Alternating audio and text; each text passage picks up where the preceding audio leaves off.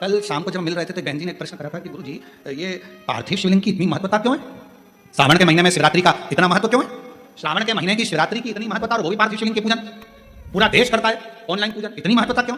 हम निवेदन करना चाहेंगे, श्रावण के महीने में शिवरात्रि के दिन जब हम पार्थिव शिवलिंग बनाते हैं, मिट्टी जो होती है ना वो धूल होती है, कण कण कण कण बहुत बारीक बारीक कण होते हैं उसमें, बहुत बारीक बारीक कण। जब हम सबको जोड़कर एक शिवलिंग बना देते हैं, उसमें करोड़ों करोड़ों कण मिट्टी के होते हैं जिनको हम जोड़ते हैं, और एक एक कण में मेरे शंकर का वासा होता है। जब हम करोड़ों कण को एक साथ जोड़कर सावन की शिवरात्रि के दिन पूजन करते हैं तो केवल एक शिवलिंग की पूजन नहीं मानी जाती, करोड़ों शिवालयों की पूजन एक साथ हो जाती है।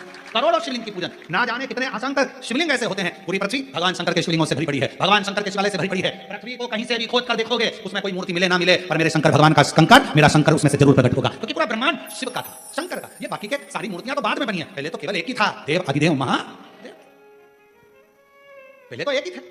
फिर धीरे धीरे जब त्रेता आया, फिर द्वापर आया, ये सारी मूर्तियों का निर्माण फिर बाद में धीरे धीरे होता है। पर प्रथम में तो मेरा शंकर केवल एक भगवान शंकर का शिवलिंग ही पूरी दुनिया में था, शंकर भगवान का शिवलिंग ही पूजा जाता था। इसके सिवाय भगवान शंकर के शिवलिंग की आराधना होती थी, शंकर भगवान का, क्योंकि पूरे ब्रह्मांड में कहीं पर भी खोद शिवालय मिलेगा ही, शंकर मिलेगा ही।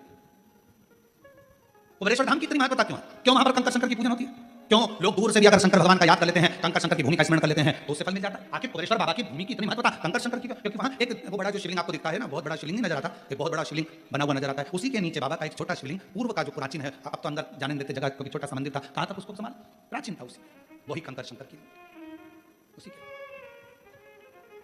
और वहां का कंकर, जिस भूमि पर सर्प ही सर्प रहते थे, कोई उधर साइड जाता नहीं था, कंकर शंकर के रूप में वहां का एक भी कंकर यदि आपके हाथ में है, आप उसकी आराधना कर रहे हो, वो आपको फल प्रदान करता ही है। उसको कंकर शंकर की धरा कुबेरेश्वर धाम कहते हैं। 12 ज्योतिर्लिंग का मध्य बिंदु, नित्य आनंद कराने